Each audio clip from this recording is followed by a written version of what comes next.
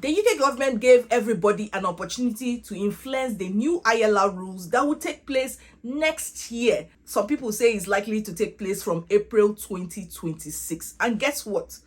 Many of you have not filled this online form. It's the consultation we have been talking about. Why haven't you filled it? As someone who it took 9 years plus, almost 10 years to get ILR, I want to tell you that I don't want what happened to me to happen to you. I don't want you to take very long to get your settlement. So this is your opportunity to influence the new rules that will take place. Guys, if you need bullying to get this done, if you need begging to get it done, I will do it in this video. Come, fill this form, fill this form, fill this form. Share it with all your friends that like someone to bully them to get something done. And this is a hug and a beg. Ejo emabinu.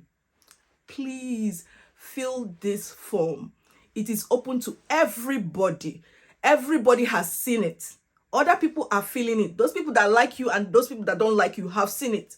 And they have the right to voice their opinion. Some of them don't know the impact. So it's only migrants that really know the impact of this. I'm going to show you how I filled my own step by step.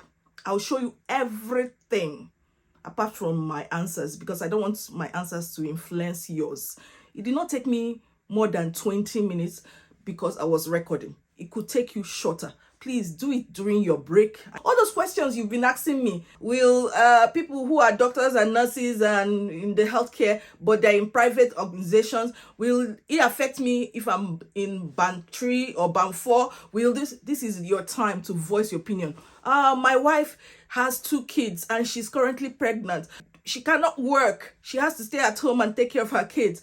If they're saying ILR should be 3 to 5 years of working and earning above 12,570, is not going to be fair. She cannot handle it. This is your time to influence it. Give them the opportunity to, consider you. All those complex situations you have.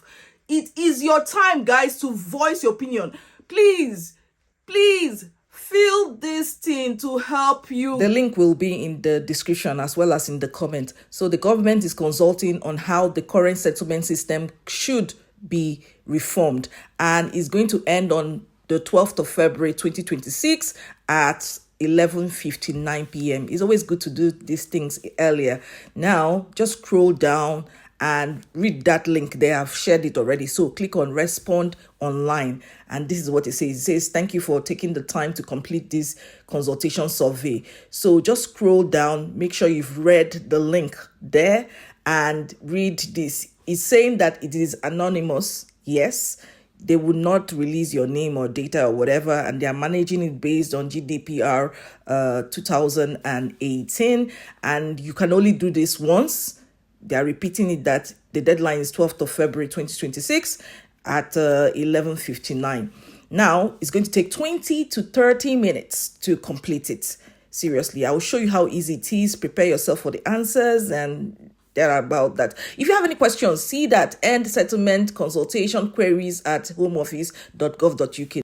If you have any technical question, that is the link you should click on. So let's just go ahead with this and click on next. Now, on this page, you will see that it says, are you responding to this survey as an individual or as a representative of an organization? Next is, what is your current immigration or citizenship status in the UK? Select the right option, whether you're British, you're settled, you are on a UK visa, asylum, refugee, none of the above. What is your age? Select your age range right here, or prefer not to say.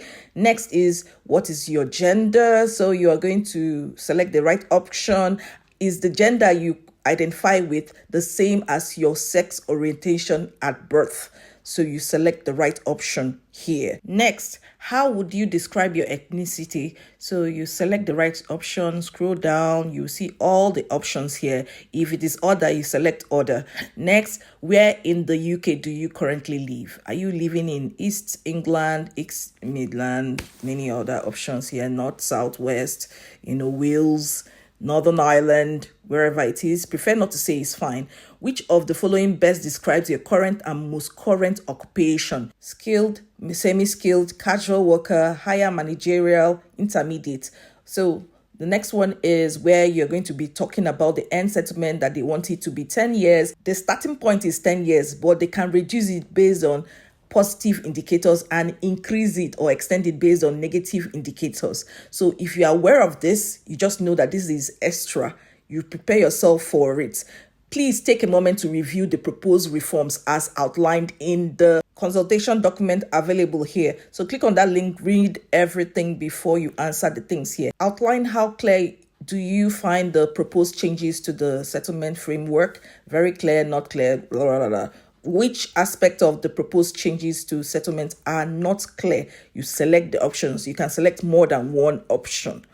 Guys, yes, you can select more than one option here. Is it the extensions? Is it the reductions? Is it the overall purpose of everything? Just select one option, or other. You can give a statement to say, okay, this is what I feel should be, clearer. That is as simple as that. Now, let's go over to the next option. The next question is, overall, to what extent do you agree or disagree with the proposed changes to settlement framework? There are various options here. It is your opportunity to provide your views, guys. Now, this is the question that focuses on character, because without good character, they will not even approve your ILR. So this is where you should provide details. It should not be more than 200 words, and you should focus on the points you feel are most important. Next is the focus on integration to be eligible for settlement. Now, you just scroll down.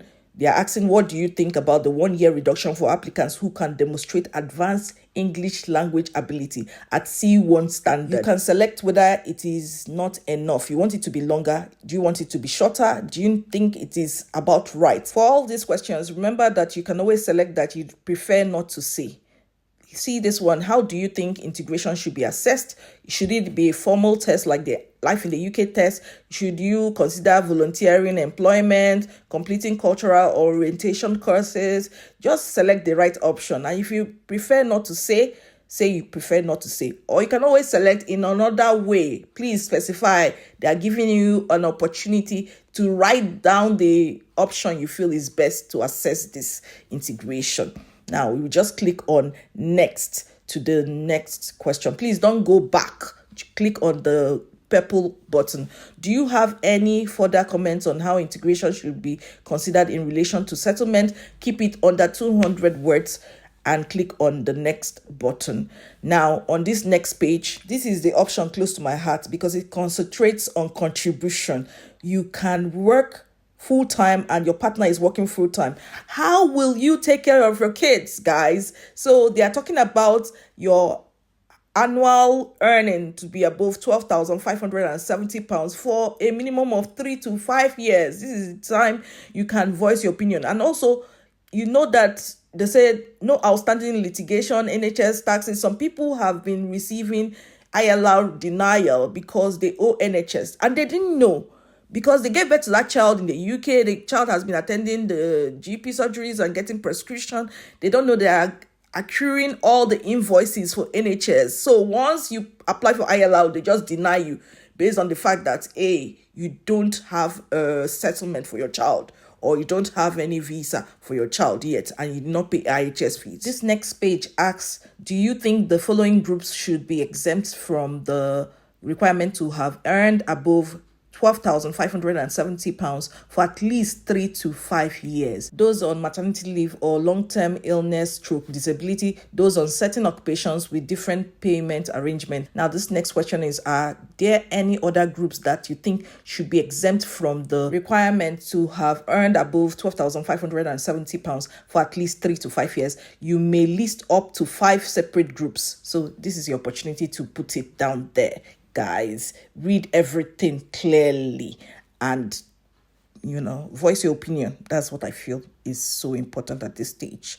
Now, it says, to what extent do you agree or disagree that migrants who have worked in an occupation below RQF level 6 should have their standard qualifying period for settlement set at 15 years. This is your opportunity to share this video with all your friends. Even if you're a data analyst, you're a chef, you are someone who is a bookkeeper, whatever occupation you are in that is below RQF level 6, they want to give you 15 years. Guys, fill this form, please. Select the option that is best for you.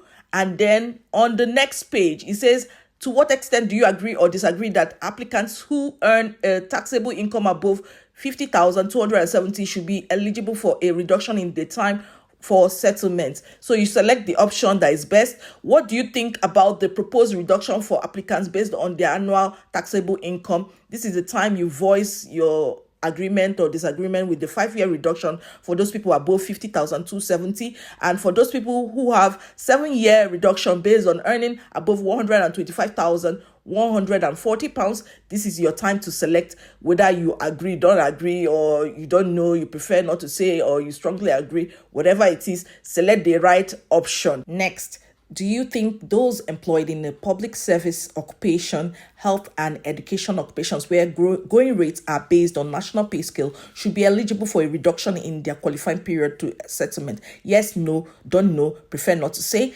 Select the right option. Guys, this is your time to voice your opinion, guys. Answer the question, what do you think about the proposed penalties for applicants claiming public funds?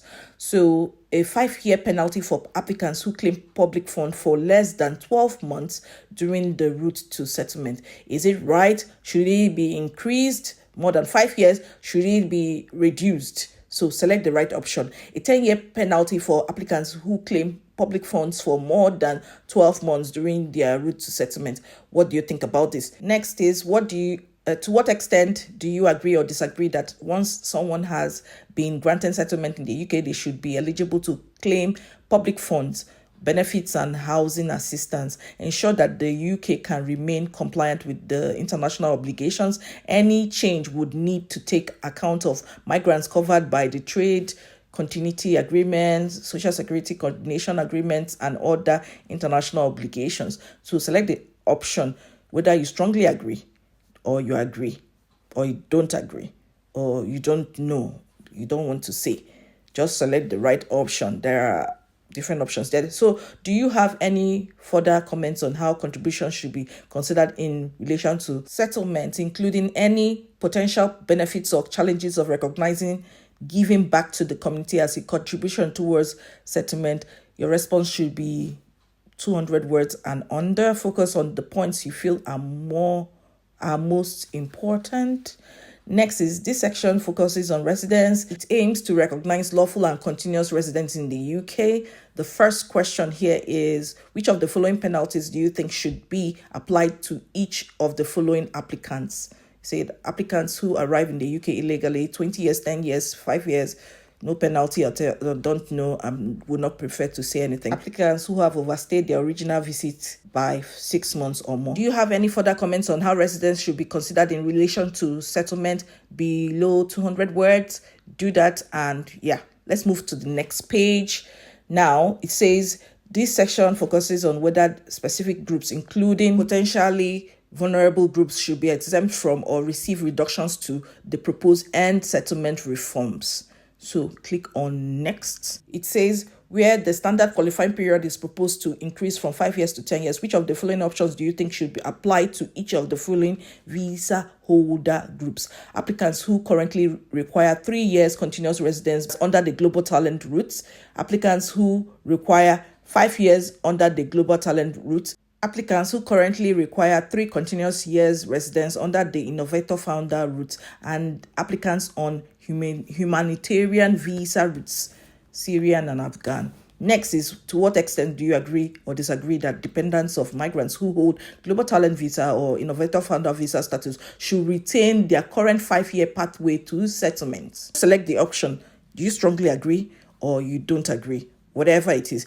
To what extent do you agree or disagree that there should not be transitional arrangements for those already on a pathway to settlement? Transitional arrangements refer to temporary measures which are designed to ease the impact of the new rules for those already in the UK and on an existing pathway to settlement?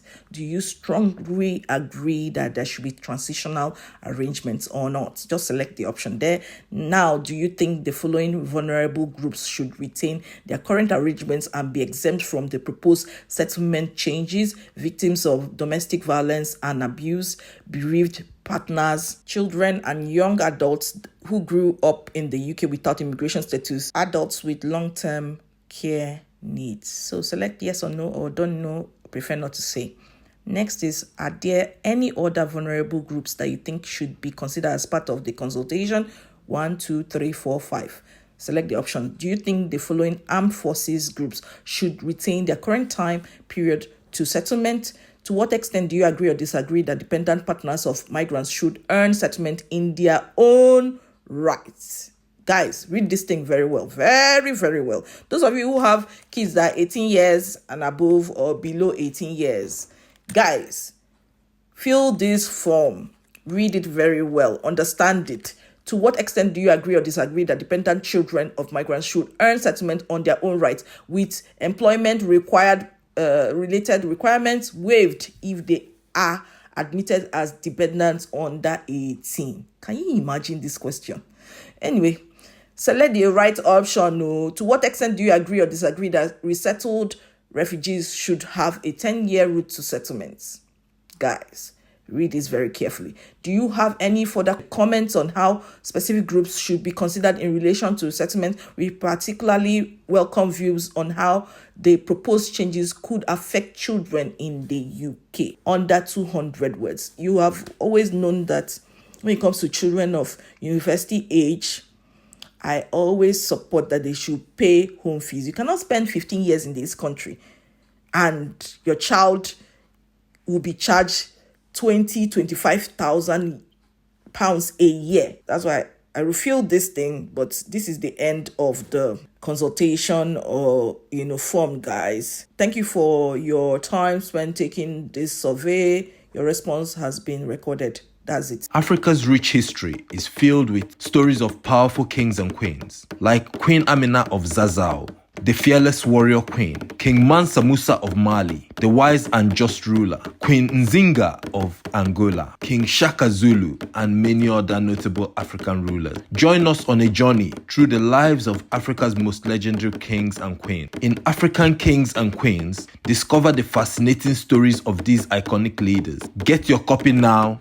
on Amazon Kindle. Grab your copy now.